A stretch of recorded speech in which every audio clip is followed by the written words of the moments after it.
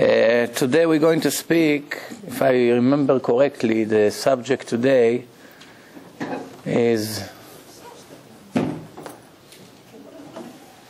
you get what you do, what you deserve, reward. And of course I'm going to mix different topics with that.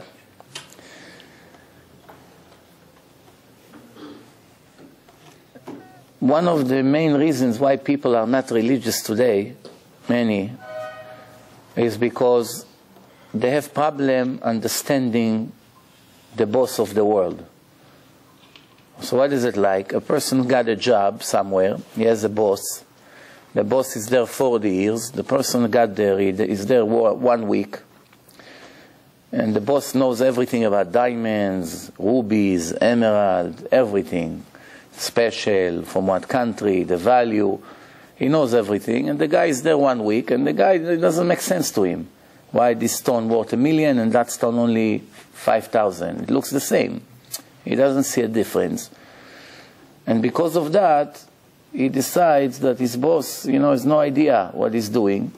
Doesn't make sense. This whole company is all crooks. And I don't have to tell you where it can lead to.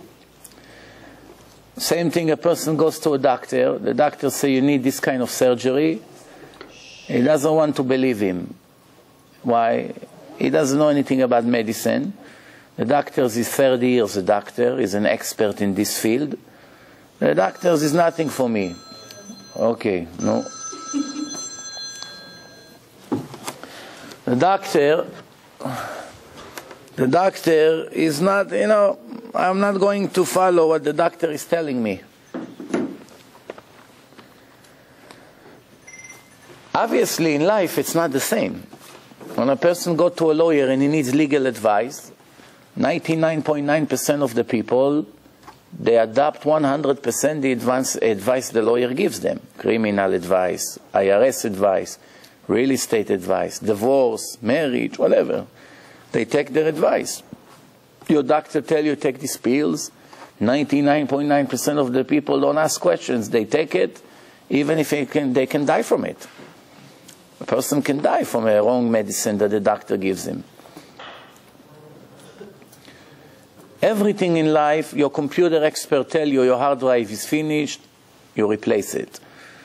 When it comes to the most important thing in life, every little thing, there's a question. Debate, arguments, questions, I don't understand, how can it be? So I want to ask you a question. Where does it come from? Where does it come from that a person looks at the world and he doesn't understand the world and he has a lot of questions and it bothers him, he doesn't see justice, he sees too many people that he likes suffering, and many, many other examples that I can give you from now until next year. Since it bothers him, he doesn't see justice in a creation, then he decides that he shouldn't follow any Torah, any mitzvot, it's not for me. Anyway, I don't understand anything. What do you think? It's wise, it's clever. Do you think there's any person in the world that really, really thinks that he can understand God? The way he runs the world, all the worlds, the galaxies, the stars, reincarnations, animals, birds, such a complicated world. Do you really think there's a person who is normal to think that, I'm able to understand every transaction here? Nobody really thinks he can understand God. I don't think there's such a foolish people out there that really thinks that I can be here and understand everything that's happening here. Just standing 5 minutes in Manhattan, you see 10 million people walking everywhere you go. That's already, it makes you a little bit nervous. Ooh, what a place. So many things are happening every second here. Without a supervisor, without a direction from the boss, how can something like this work? Everyone finds food to eat. Everyone lives in a place. Millions of different people come. They buy here, sell there, go there. China, Hong Kong. It's all connected. Such a complicated creation. And in the end, he wants to understand how everything works. Very nice. One company decided to bring a mega computer imported from Japan to Israel. So they shipped it took 3 months, the whole operation, because it's like the size of this whole place. It's a big computer, not a little laptop. You're talking many devices with fake cables connected. Oh, a big thing. After the Japanese bought it, and they sent their engineers and everything, and they installed everything, the computer does not work. They can't turn it on. They try here, try there, they call Japan, customer service, hundreds of dollars every day, phone calls from here to Japan, from Israel. 1 week they cannot get the system to work. The factory is losing fortune already. So they told them, the Japanese people said, we're very sorry, we don't understand. We test everything before he left the factory. You're going to have to ship it back. We'll pay all the expenses. What can we do? It's a $1 million damage here, and we're talking. They have to ship it back and wait another 3 months. In the last minute, the Japanese asked them, tell me, did you check that the electric outlet is connected? So many people were busy putting this huge piece together. The cable that's supposed to go into the 220 volt, it wasn't connected. A person sometimes, he looks from the outside very, very religious. Very sophisticated machine. Beard, peot, hat, frock, everything works mamash into place. And in the end, his cable is not connected to Hashem. I want to ask you a question. Let's say this cell phone worth $2,000. I don't know. Every day they come up with something new. So at least for a day it's going to worth $2,000. Tomorrow it's going to be half a price. The next day quarter, until you buy it for a slice of pizza. But let's say this is $2,000. If it doesn't have a charger to charge, it has a unique charger. A charger costs $2. It's worth something? The value of this phone is $2,000? No, it's $2. Can't do anything with it. A person can be all his life not connected to Hashem.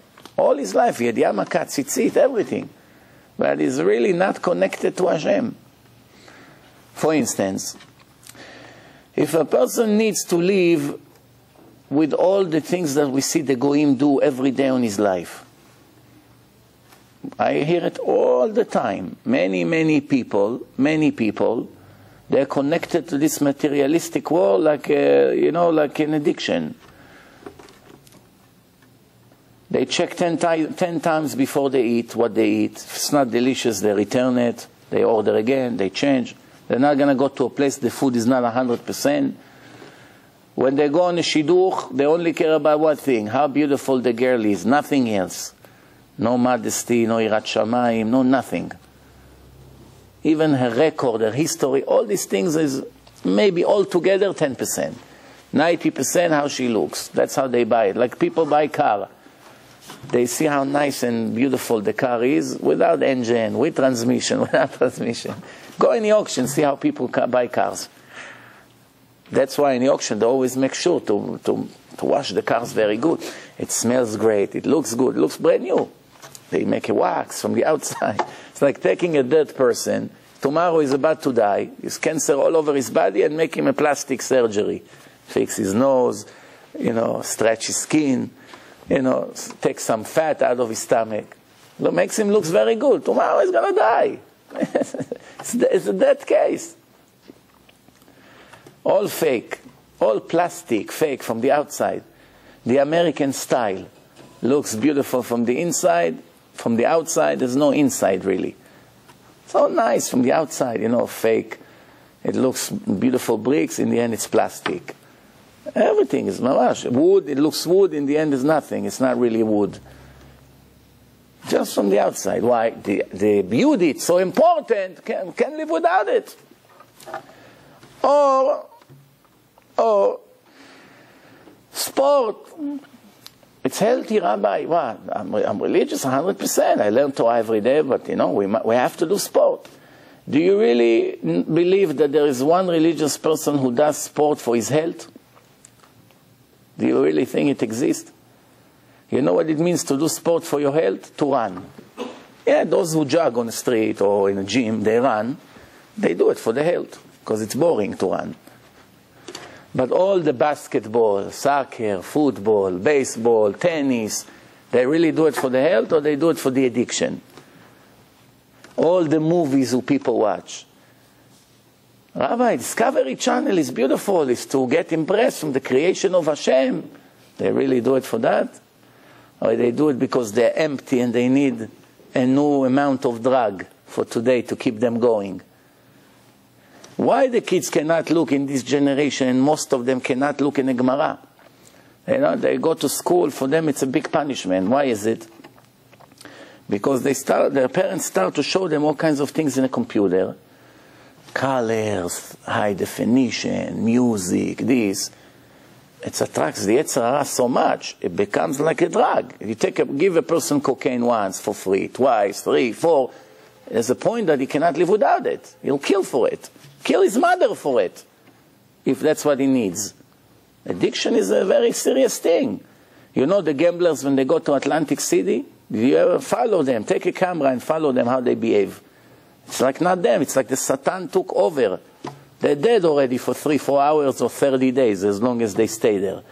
And then when they lose all their money, you don't want to be around them when it happens. Why? Why you don't want to be next to them? I'll ask you for more money. Very good. I need a loan. Hey, give me $500. No, I'm not giving you anymore. No, I have to get back what I lost. That's how it is. All the gamblers, they always only want to get back what they lost. Same thing in the stock market. A person loses a lot, he borrows, he loses it also, he borrows, he loses it also. Why? He wants to get back what he lost.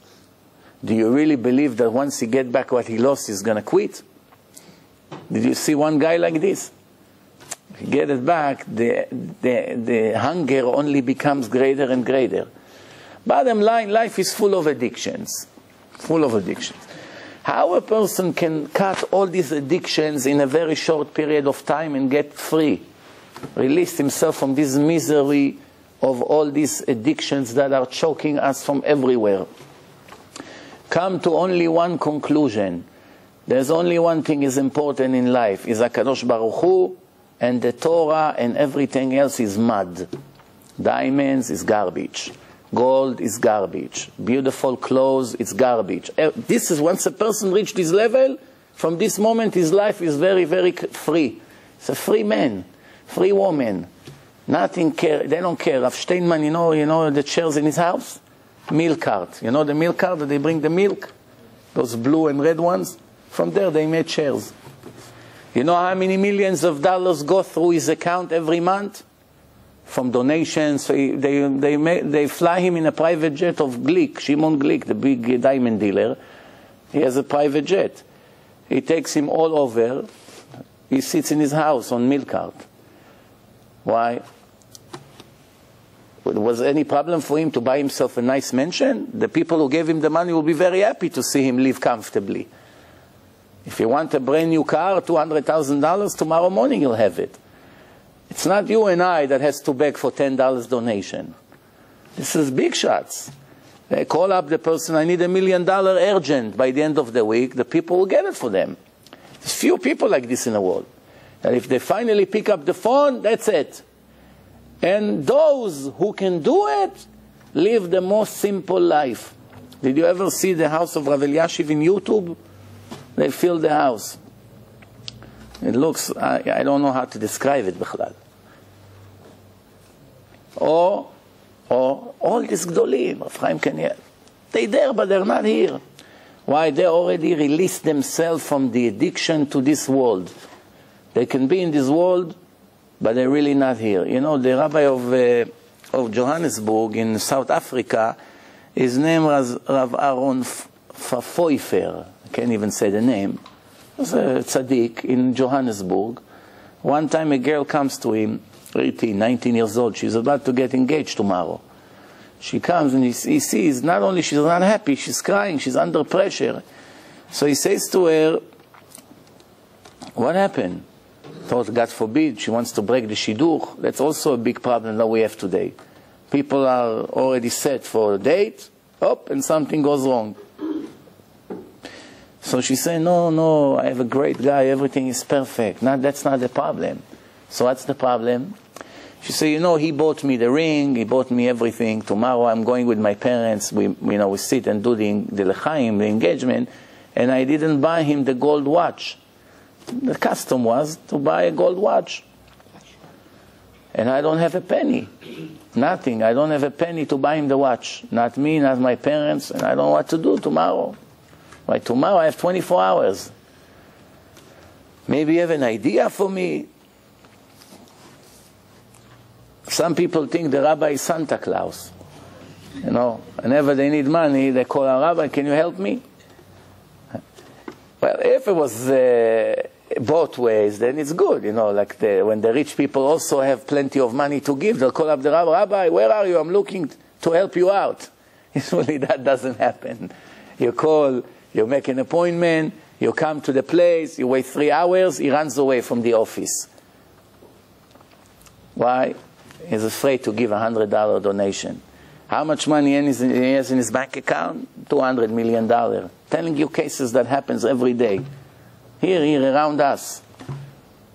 So how do you, I want to ask you, maybe I'm dreaming, I don't know, maybe I'm not from this world.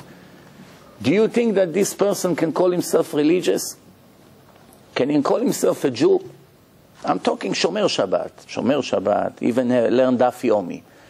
That a person comes, he collects money to make people religious, to save souls. He has $200, $500 million, $5 billion, all kinds of giants. And they don't want to give $200 to help other Jews to become closer to Hashem. Can they call themselves Jews, these people, or no? What do you think? Can? Yes? Who said yes?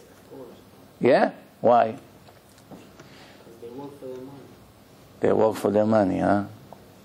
Do you think that the work brings the money? What do you really think? I have news for you. The people who have the most money, they work less than the people who work very hard. The guy who works in a pizza shop, all day running to deliver, he makes $100 a day. And he works very, very hard. One diamond dealer, 1 or 2, 5 phone calls, he can make $1 million. On 5 phone calls and 2 faxes, he shows some diamonds, they buy it, finished. $1 million. Pizza guy would work 70 years, kill himself in the rain, in the heat, up and down, this, that, collect, won't get to $100,000. He made 3 phone calls, $1 million profit. So the work doesn't bring the money, in case you thought. Yeah. But it's who wants them to have the money. Never gonna fly. What you say? It's God that wants them to have the money. God gives the money to people. We're not debating that, of course. If Hashem doesn't want, you don't have anything. So if someone comes to them... I think you didn't understand my question. A person dies, and he comes in front of Hashem, and Hashem will ask him, are you Jewish? What happens if he will answer yes? What's going to be the next thing that Hashem will tell him? Let's use common sense. Common sense, no. We don't have to be angels, and we don't have to be Gdolei Ador to know. This is every ignorant, every fool should know it. What will be Hashem's comment to him? In your dream, my friend. In your dream. Did you know that the Zionist movement, they came to Israel after the Chovevet Zion came to Israel, all the religious people in 1880, they started to buy the land from the Arabs. It was all swamps. Then the second wave of immigration came. They were already not religious. It's all Zionist, communists that came from Russia, Poland, from those areas. You know, the famous names. Half of Israel, it's streets that name after them. So did you know that they could save 1 million Jews from the Nazis? Did you know that? With money, and they didn't want. Did you know that or no? Eichmann, Imach Shimo, they saw that the Germans saw they're losing the war. That's it. They're starting to surrender. Soldiers are running, backing up. The Americans and the Russians were already taking over. So they had a lot of casualties and a lot of problems, and he knew that the Zionists are multi-billionaires. They have so much money, the Bond, all these names that you see them, they have offices here in New York. They're not billionaires from today. They don't have all these thousands of acres of land all over the world from today. It's been always, it's been already generations.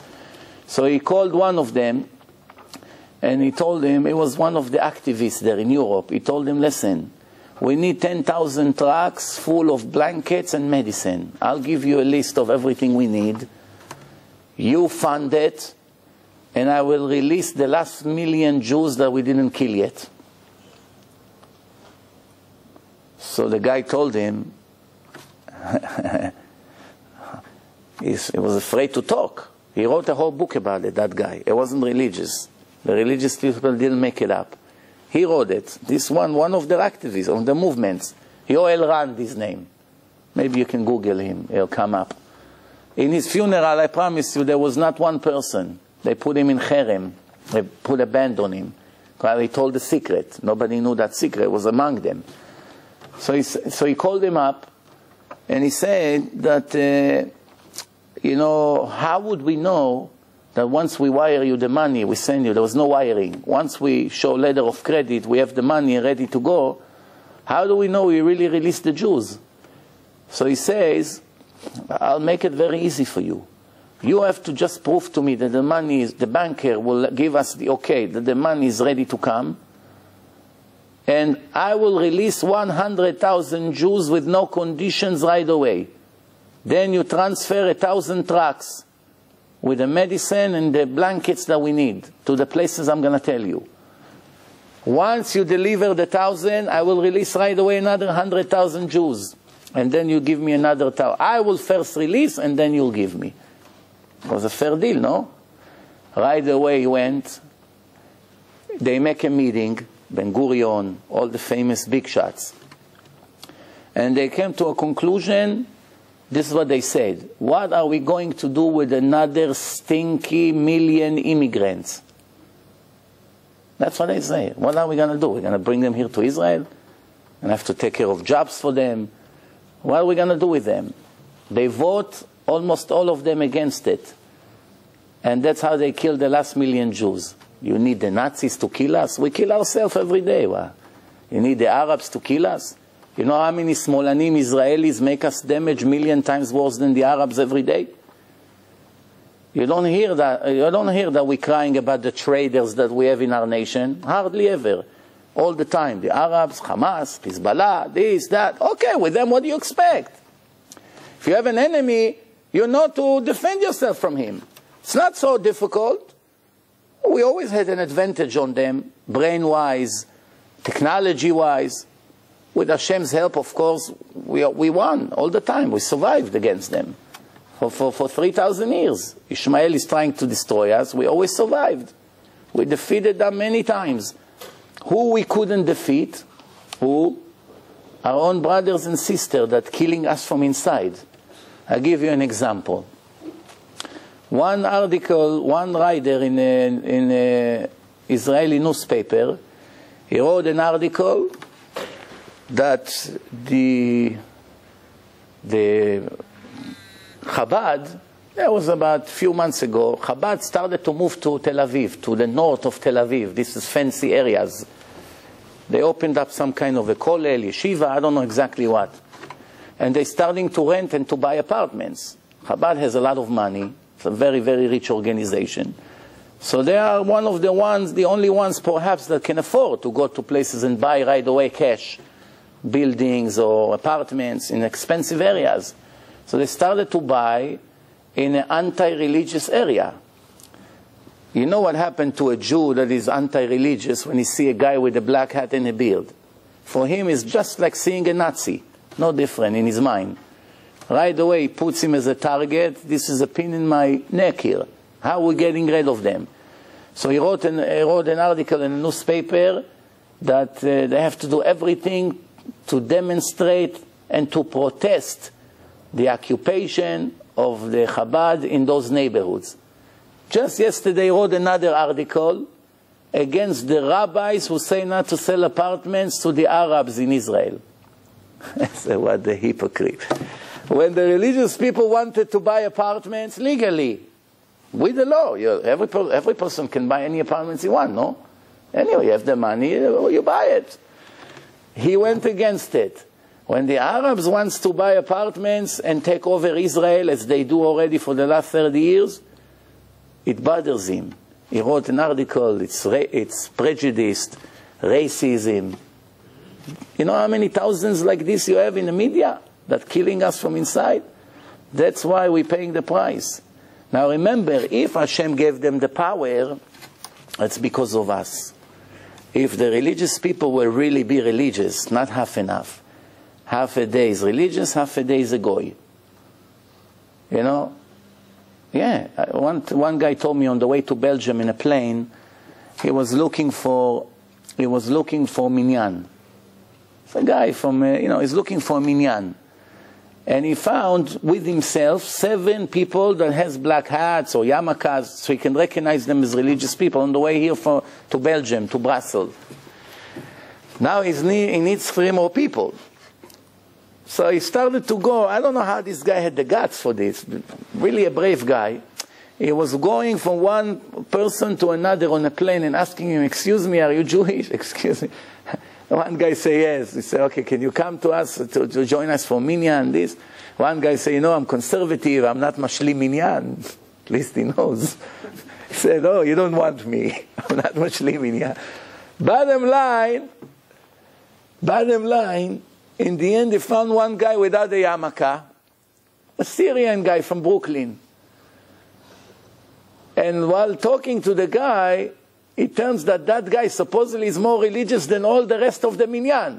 But he doesn't go with the yarmulke. He walks without a yarmulke, embarrassed to put a yarmulke. Makpid kemach yashan, Chalav Israel. He's talking to him on the plane. Later, they became friends. It turns that this guy is more religious than what the books has to say. But embarrassed to put a yarmulke. Did you ever see an Arab that is embarrassed to be religious? Show me one. You go to Kennedy Airport, they need to pray. What do? They take the mat out of the bag, the suitcase, put it in the middle of the terminal. Did you see the pictures that 500 Arabs closed 42nd Street? What was that? Madison Avenue, in the middle of the intersection. They started to pray in the middle of the road, and traffic couldn't move. Did you see that or no? They're not afraid. They're not embarrassed. Why should we be embarrassed? Hashem comes first. Yeah. Yeah, the Arabs don't have the understanding of Hilul Hashem. They kill in the name of God. Yeah. They don't do such a thing. That's why if we do something bad and we're wearing the yarmulke, it's embarrassing. So it's better not to wear yarmulke. You know one of the reasons that yarmulke was made, you know why? To prevent you from doing Hilul Hashem. Same thing tzitzit, to protect you from not making sins with the women. Take off your shirt and you see the tzitzit, you remember Hashem, you get embarrassed. Gemara brings few cases like this. Person went to make a sin with a prostitute. She asked him, what's this, the Goya? And that's how he realized, what am I doing? This is protection. וראיתם אותו, זכרתם את כל מצוות השם, ועשיתם אותם, והייתם קדושים לאלוקיכם. It will make you holy. What makes you holy? Cotton material or wool? That's what makes a person holy? No. The idea of looking at the names of Hashem around you in 4 corners protect you from making a sin. I'll give you an example. Be honest with me. A person that likes to look at the ladies in the street, when would he look at them? When he has a yarmulke and when he doesn't have? When he doesn't have, he's a goy. He can do whatever he wants. Nobody knows. So he makes sins every second. Once he put $2 on his head, it's the best policeman. He's embarrassed to look. Why? He knows if I'm going to look, they're going to think, what kind of religious guy is this? So for $2, you save yourself from thousands of years on Gehenom for $2 a day? $2 a month, a year, I don't know. How much a yarmulke is? Protects you a whole year. $5. Protection, believe me, better than you bring a detective, he won't do such a good job. Plus, the yarmulke can save life. One time I got stuck at 11 o'clock in the morning on the way to Muncie, in Palisades Parkway, flat tire. I cannot open the nuts. You know how many cars stopped for me? You fill up the half of Brooklyn, how many cars were passed. Every 3, 4 seconds, 5 seconds, you need help. What? You need a phone? One guy ran to the store to buy spray. Another guy brought his own axle. You should see, like Like we opened the yeshiva over there on Palisades Parkway. Why they stop for me? Only one thing, $5. But it's also a target. It's also a target to someone who doesn't believe in Hashem. One accountant had a job interview, and he asked, "Should I go with the kippah or no? Should I go with big money in the good days when they used to pay good? Today, I don't know why people go to college. What's the point? To make less money than a taxi driver? 7 years to learn to kill your head, and in the end you make less than a taxi driver? I don't see the logic here. To be educated, you can educate yourself in the internet in a tenth of the time. What takes you over there 7 years will take you 7 months. You get the same amount of education. And you can choose what to learn. They don't force it on you to learn all the nonsense, not relevant things. But that's besides the point. So in those days, so he asked the rabbi, if I go with the yarmulke, maybe he hates Jews, this, he won't give me the job, I'll never know. Maybe I'll go without it, just for the interview. Then once I get the job, maybe I'll show up one day with the yarmulke, and that's, or it will be too late. So the rabbi told him, do what your heart tells you. You're right, sometimes the yarmulke will make you not get the job, sometimes it will make you get the job, depends. So he went to the job interview, saw a goy. The guy spoke to him. He said, okay, leave your resume here, and we'll get back to you. A week and a half passed by, he didn't get any phone call. He said, he went with the yarmulke in the end. He said, I made a mistake. Why I'm such a tzaddik? You should take the yarmulke. Beroma, tiye Romai. In Rome, become Roman. No? The next day, he got a phone call. And who calls? Not the secretary, not the manager, the owner of the company. Someone who interviewed him. He said, come, I want to speak to you again. Second interview. He went there, he said, you got the job. He said, yeah. He said, yes. You know why you got the job? Yeah, he said, why? Because of that thing that you have there. The guy tells him.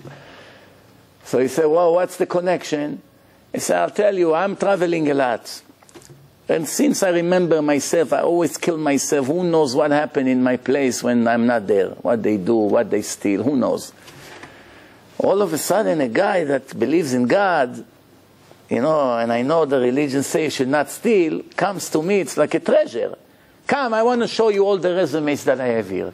Find me one of them that is not better than you. More experience, more professional, everyone.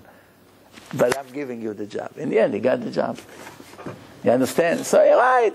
Now what happens if they don't give you the job because you have a yarmulke? Very good. Also great. Who wants to be with racists in the same office and suffer from them?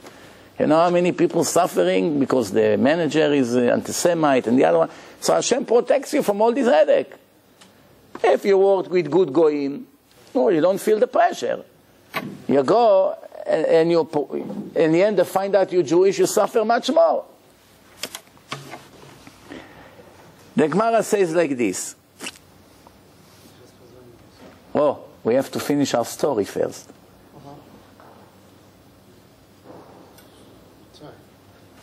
If I had the power, I'd give you $1,000 penalty for that. Minimum. I'm ready to pay. Huh? You're ready to pay? Okay, come to me after the lecture. Anyway, so Rav Aaron from Johannesburg, the girl comes to cry that she doesn't have the money for the watch. So he saw a Jewish girl in a problem. He took off his watch, gold watch. He told her, here is the watch. Take it here. They clean it for $10, $5, whatever. They shine it. Sometimes a person does, when he does a job, he does it from his heart. On my last visit to Arizona, my glass was broken. So when they picked me up from the airport, it was Friday. So I said, Mikhail Ibragimov, I told him, maybe you have a place, a guy who fixes watches here? So, yeah, the Gabbai of the shul has a place he fixes watches. I said, maybe he can fix the glass for me. I don't know, New York, where I can fix the watch. So he said, oh, don't worry about it. Give me the watch, I'll give it to him. So very good. Baruch Hashem, I don't have to waste time on it. The guy brought it before Shabbat, but he could have fixed the glass. But he also made the whole belt, completely brand new. I don't know, they have a way. They took off all the scratches, polish it. I don't know how they did it. All the scratches disappeared. Mamash looked like brand new. If you tell a person he just came out of the factory, he believes. Nobody asked him to do it. Sometimes a person, this is his nature. He likes to give. This is the kind of people Hashem love. Not egoistic. So anyway, the rabbi gave her the watch. She shined the watch. She gave it to her fiancé, and that was the end of it, as far as her concerned. Now the rabbi thinking, how will I go home? My wife's going to see the watch she bought me for our wedding is not there. It's also a problem. So he's thinking, wow, what am I going to do? So he decided that he has to go and buy a watch. So he went to the store, asking him to show him all the watches that he has. He's looking for one that looks very similar to the one he gave the girl. Finally, he found a watch, almost a twin. Mamash, very similar. How much? Whatever it was, whatever amount of money it was. So he takes out the money, he begins to count. It's a true story that happened in Johannesburg. How many stories like this you hear? It was 1 to 1 million it can happen. The manager of the store come to him with a camera, sir, you don't have to pay, put your money back in your wallet. Congratulations, what? You are the 10,000 customers since we opened that business. And whatever you purchase now, you don't have to pay. Just sign here, take pictures, they make a... And he got it. He got it for free. Why? If we would do such mitzvah to give a watch to a poor girl, probably won't get it back the next day. Depends how you give it. It burns you. You regret after. You have hesitation. What a fool I am. Why? I'm so generous. People that give $18 tzedakah, they don't sleep sometimes 3 years after that. Sometimes if you give tzedakah, next day the person who takes, he curses you. Why? I don't know why. The person who takes tzedakah curses you? I remember one time I gave a few pennies, dimes, whatever, to somebody next to the subway, and they threw it right at me. I don't know, they expected $100 maybe. Yeah, but I don't know. All right, anyway, I want to tell you, there's a lot of strange thing in life. To make a penny, you know how much the government pays to make a penny? The brand new pennies that you see? It costs them 5 cents to make it, to make 1 penny. And nobody think maybe it's about time to cancel the penny. Cancel the dime, the nickel, make 10 dimes, it's $1, that's it. What do you need the pennies for? Nobody cares. 99.99. It sounds better than 100. So the point is, if a person has such level of emunah, and he never worry about having, not having, giving, everything comes easy for him. Doesn't have to worry. The problems that we have so much to struggle in Parnassah, we bring it to ourselves with no emunah. You should know it. Same thing shidduchim. Most of the shidduchim now, it's not what you think. There are 2 kinds of shidduchim. First shidduch and all the rest. First shidduch, it's a decree, that's it. Hashem announced it, who's going to be your wife, and finished. And it's not in your hand, it's not in her hand, it's an announcement, it will happen one way or the other. And then every time after that, it's depend who you are. Depend what's your zchuyot, where do you live, what kind of lifestyle you have, what sin that you make that preventing you from getting married. It's all 100% in your hand. Remember, the shidduchim is 100% in your hand. If it doesn't happen, it's you. If it happens, it's also you. Who does it happen with? It's also you. Where does it say it in the Gemara? Amar Rish Lakish, mezavgim lo la'adam zivug lefi ma'asav. Person gets his zivug is a soulmate according to who he is. That's what determines how you're going to be your shidduch. Who you are, tell me who you are, I'll tell you who your wife is. Or the other way around. So what does it mean? Machrizim mishamayim, they announced it before. That's only when all the souls were brand new. When Hashem started the world, every soul was clean. There was no sins yet. Right? We had the soul of Adam. It was split to many different things. So when the souls are brand new, there is no rating, no score, no mitzvot, no punishment, no nothing. Clear, start clean. After one life, a person has a rating, 30, 40, minus 30, minus 1,000, depends who the person is. Right? A person can come to this world and leave the world with a $200,000 deficit. Or you can leave the world with $10 million leftover. I'm talking money, but right now I'm not talking about money, I'm just using it as an example. So the question is, a person can come to this world and lose from his credit. He was very good in his previous life, he came for another test to improve himself and he made it worse. Or he increased his level by making tshuva and etc. etc. So what? In the beginning, since everyone was equal, it doesn't apply, מזווגים לו לאדם זיווג לפי מעשיו, because there's no מעשיו. That's what that's how the Ari explains, זיווג ראשון, זיווג שני. In the beginning, when it was brand new, Hashem decided. It has to start somewhere. But after one life, if Reuven is 70 and Shifra is 30, they don't belong together. One reincarnation, it's enough already. Now Hashem decide who goes to who. And you should also know, that's one of the reasons that the Chachamim say that you can get engaged in Chol HaMoed. Why? Maybe somebody will come and steal your shidduch from you. Don't delay it. Chol HaMoed, you make an engagement. Why? Maybe another 4 days, somebody, Shema yakdimenu acher, somebody will come and grab her. What do you mean grab her? If it's an announcement, nobody can touch her. Many of the speakers make this mistake today and they mislead the people. They mislead them. They think what's yours is yours and nobody can take it from you. That's good about money, about other things. But shidduchim, it depends who you are. You can lose it in a minute. One sin you made, Hashem take away your shidduch and give you something a lot worse. Or the other way around. You had one test in life, boom, you passed that test, everything opens up. Much better wife, forget it. That's why sometimes people suffer very much in a first marriage, a lot, because they didn't deserve a good shidduch.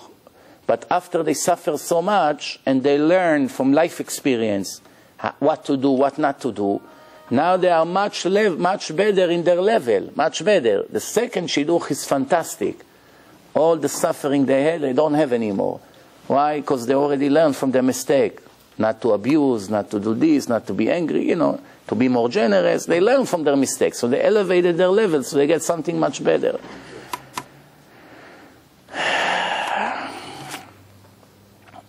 The Gemara says, when people died, I spoke about it in many different lectures. We start to get our reward or our punishment. Depend what we deserve. In the end, we have to eat what we cook for ourselves. Over here, you can cook and throw it to the dog. Over there, what you cooked, you're going to be forced to eat. 100%. The question is how delicious it's going to be. You cook a good food, you put your efforts in it. No, it's worth it. If not, it's not such a bargain.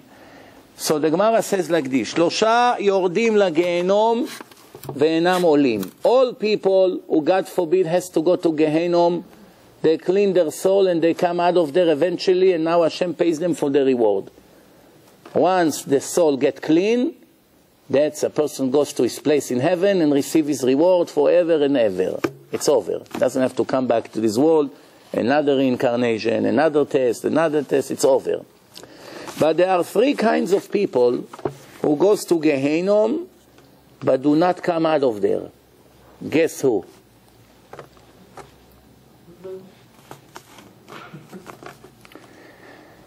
One, a person who went with a married woman and died without making tshuva. It's an epidemic today. I don't know if you know it. I saw a research, survey, I don't know how to call it. And the numbers over there were so scary I couldn't read the rest. About what's happening in Israel with the cheating. Now you say, okay, Rabbi, it's secular people. Not always. Not always. Women that looks the most religious women with the shaved head, they sometimes cheat. And husbands that look like Rosh Yeshiva, the way he looks, also sometimes cheat. It's very, very scary, this situation. Now, I had to talk about all the people on the street that Hashem Yirachem, they live like animals. No animals. It's a different story already. What's the point? They don't believe in Hashem. There's no eye who watch over me. That's what they think. So they do whatever they can do. In Israel, they opened more than 10,000 prostitution places in the last 15 years. 99% Russians, Goyot, that came from Russia. Two sins. Many of them are married and they work during the day. She has a husband and kids at home. During the day, she's a prostitute in a place. It's breaking houses. It's ruining marriages. It ruins the teenagers. You have no idea what's going on. They put a big sign in Israel on the highway. Reach 50, time to replace your wife. And they show a Russian 18 years old prostitute showing there. Mamash, like this on the highway. The Medina, the land of the Jews. It used to be an honor to say I'm a Jew. Today, with what's going on in Israel, mamash busha. Big embarrassment. Show me one Arab country that they'll dare to put such a sign. What would happen to the person who made the sign? If he will have one hand left on his body. You know, in a war, in Yom Kippur War, 1973, there were a few hundreds or few thousand Israeli prisoners in Egypt.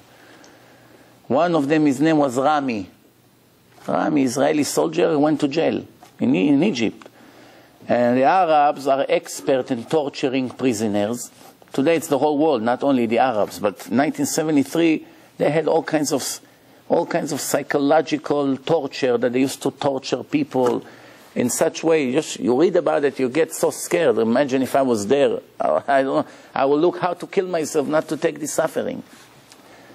That's why Shaul HaMelech fell on a sword. You know, if I fall in the hand of Amalek, forget it, what they're going to do to me. Better to fall on a sword. Person commits suicide because he's afraid of the tortures of the goyim that comes after him. It's not a person that loses his share to the world to come. Person who commits suicide because he lost $1 million, no, that's just a fool. Doesn't understand his test. A person that was crazy is also not responsible. But a person that is afraid that the goyim will capture him and who knows what they do to him, or a woman that is afraid to be raped or something like this, and she killed herself, is a mitzvah, not a sin. The Gemara says 400 boys and girls, the Romans took them in handcuffs to Rome. What? For what they need them? For prostitution. They say Shema Israel and they jump to the ocean and drown. The 93 girls from Bet Yaakov, their Mora got them poison pills. She was ready with that in her stocking for the day that the Nazis will show up. And one day they heard that they're coming, and she told them, I have 93 pills for all of us. Those who want to leave would leave. But I'm going to take it in less than a minute. You dead? Just that these filthy monsters won't put their hands on me. All 93 unanimously agreed to take the pill. Not even one wanted to stay alive, knowing this Nazi will put his hands on them. And today our sisters are going to look for Nazis in Germany to make sins and get married to them. When their grandparents were Holocaust victims, today she lives in Germany with a German husband, a grandson of Hitler. You understand what's happening? This is what the Torah says. Your destroyers comes from among you. Nobody can damage the Jews besides the Jews. Remember this. We always get angry at our enemies, Hezbollah, Iran. You don't understand that it's all a show. Who puts this puppet show? this midget from Iran and the other monster from Lebanon. Who puts this show? Who moves the strings? Who? Hashem does it. It's like a dog. He can bite as much as he wants. If Hashem wants him to bite, he can bark. If Hashem doesn't want him to bite, he's going to bark as much as he wants. When Hashem wants him to bite, he will bite.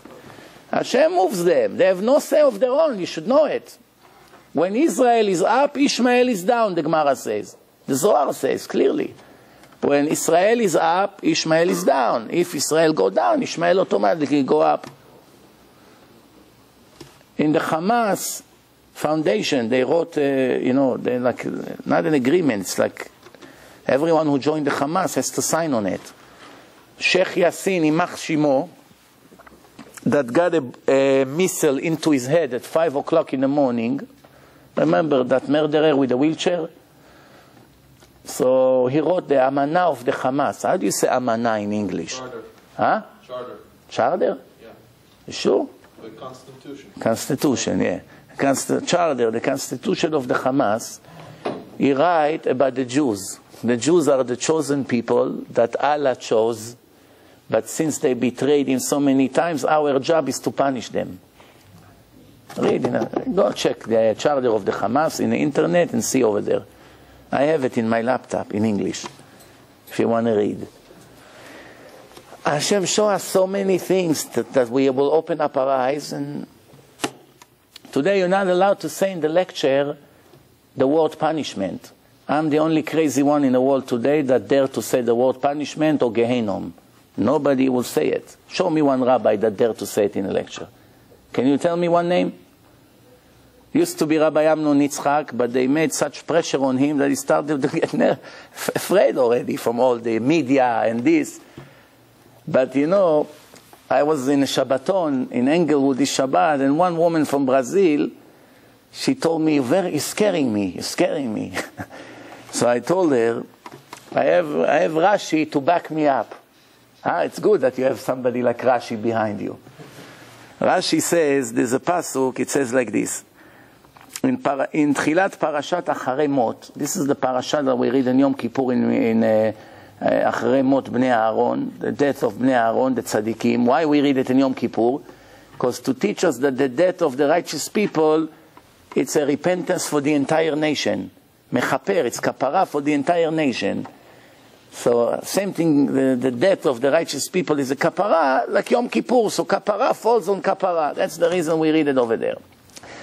So this is what it says, וידבר השם אל משה אחרי מות שני בני אהרון בקרבתם לפני השם וימותו. And Hashem spoke to Moshe after the death of the two sons of Aaron, when they got closer in front of Hashem, we sacrificed Esh Zara, and they died. This is the words of Rashi. Why the Torah mentioned the death of Bnei Aaron? What's the connection now? Hashem wanted to speak to Moshe and tell him something new. Who cares now that it was after the death of Bnei Aaron? You can say that it was after 1,000 different things. It was after this and after this. From all the things in the world, there's extra 4 words in the Torah. Acharei mot bnei Aaron, 5 words. Acharei mot shnei bnei Aaron, 5 extra words in the Torah. This is the words of Rashi. He gives an example from a doctor.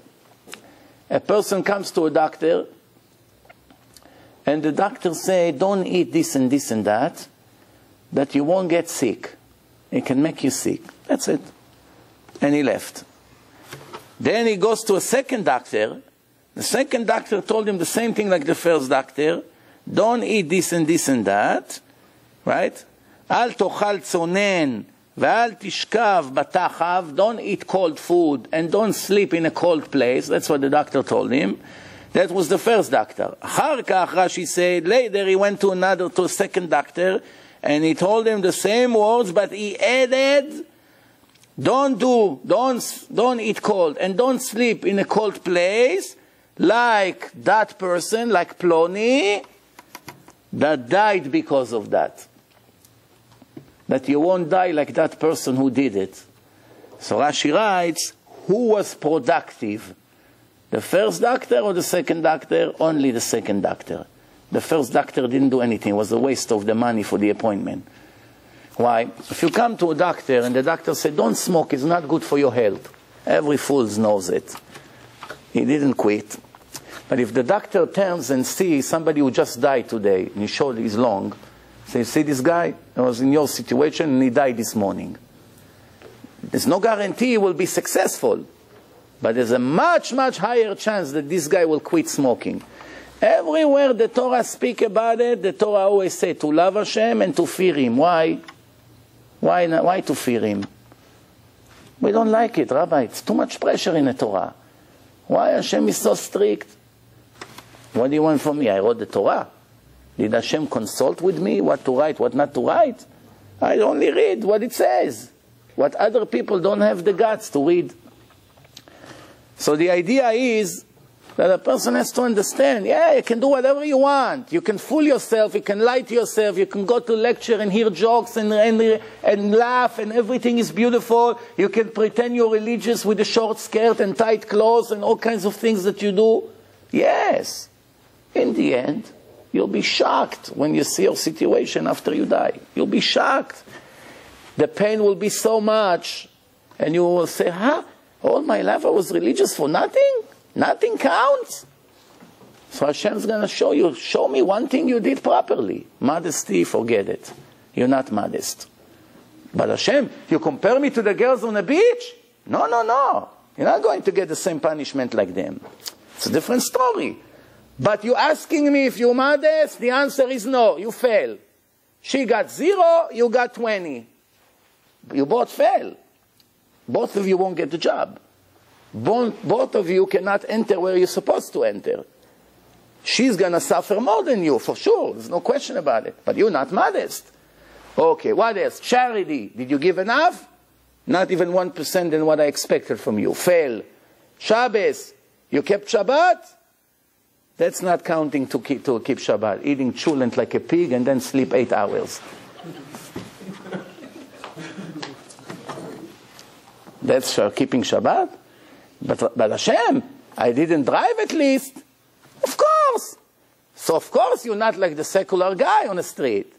It's nothing to compare, but I'm not comparing you to him. From him, I'm not expecting that much. How can I expect from a person that thinks he's an animal? You ask him what's the purpose of life, he doesn't know. All he wants is to fulfill his desires. He see a female, he attacks. He see food, he attacks. He see money, he attacks. Rashi Tevot Uman. 3 strongest desires. What are they? What are the 3 strongest desires? Money, woman. Nashim, it's Nun. Mammon, it's Mem. And what's the third one? Let's see if you get this one.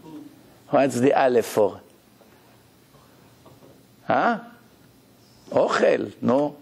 Food, women, and money. Rashi Tevot Uman. Or Umein. Or Amen, whatever you want. The strongest desires. You want to check a person is religious? Check him in these 3 things. If he's good with these 3 things, I promise you all the rest is fine. Yeah. Look at the wedding when they serve the dessert. What happened? 300 people. Ta ta ta ta ta ta. Everyone to the left. Today, if you want to bring people to the lecture, you have to write in the flyer, sushi will be served. It triple the amount of the people. Oy lanu, from the embarrassment that we got to such level. That few bites of some kind of food brings us to drive half an hour extra to go to here to suffer so much from the words of the speaker as long as we can make few bites or pizza. And it's not only poor people. A homeless person saw a flyer, I understand why he came. Talking rich professionals. So I don't understand, how does it work? People write the amount of the gift on the check based on how much food in a wedding. They come, oh, good food? Okay. Add a 0. Huh? True or not? Anything I say so far, I exaggerate? Huh? Bad food cancel check. No, I have something better. Some people, they don't cancel the check. They just write it with the disposable ink. You know this ink that evaporates after 5 minutes? They write, they sign, everything. I give you the check. After 10 minutes, the check is blank. That's even better. By the way, if you write with this ink on Shabbat, what sin is that? The Rabbanan or the Oraita? Huh? What do you say? Huh? You're just touching it, it's not actually writing. It's writing. What sin? Right now. Erase. The Rabbanan. You don't erase it. Erase by itself. Evaporates. The air evaporates. But it's in the Rabbanan. Why it's not the Oraita? It's a big difference between the Rabbanan and the Oraita. If a person writes it on Shabbat, and they tell him stop, and he continues to write, from that moment they take him to the court and execute him. He got the warning, he doesn't want to keep Shabbat, they take him, the rest is history. But if he writes with this kind of ink, they don't know yet that in 5 minutes it will disappear. And they take him now for execution, and then all of a sudden they find out that it was ink that evaporates by itself. They cannot touch him. The most they can do, the court, is after they warning him to give him 39 patches with a whip. That's it. It's all the Rabbanan. Big difference on why is it? Because one of the conditions to become guilty on Chilul Shabbat is that the sin that you do has an existence. If you write on the windshield of a car, on a steam, they have steam sometimes, you write your name, then in an hour from now it's not going to be there. It's not a sin from the Torah, only the Rabbanan. Why the Rabbanan doesn't allow it? Because if you write here, tomorrow you write with a pen, and that's the end of it. But there's certain things that people have to know. You have to, everything that you do on Shabbat, some of them the Oraita, some of them the Rabbanan. If you know the rules, Shabbat it's a lot easier.